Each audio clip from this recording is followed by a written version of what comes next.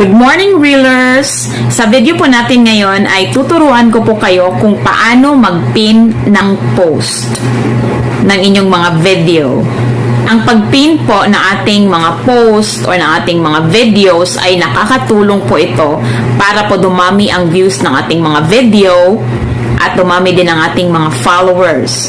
Once may mag-visit po sa ating page, ay ito po ang unang makikita po ng mga viewers po natin, ang mga pinipin po natin na post. Kaya tapusin nyo po ang video na ito para po dumami na ang views ng inyong mga video. Tara, simulan na natin. Lang ang pag-pin ng post. Ang gawin nyo dito sa Facebook page nyo, pindutin ang menu. Ayan, pindutin po ang page name ninyo. So, scroll up lang natin. Maghahanap tayo dito ng video na ating ipipin. Ito guys, ipipin po natin ito. Latest na pinost ko sa isa kong Facebook profile. So, ito yung ipipin ko. Pindutin, ang gawin nyo lang po is pindutin ang tatlong dot. Ito.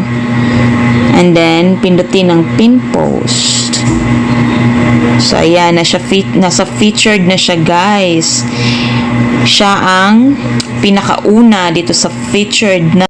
So, pag meron pong bibisita po sa profile or page po ninyo, ay ito pong post na pinin po ninyo ang una pong makikita ng mga viewers po ninyo.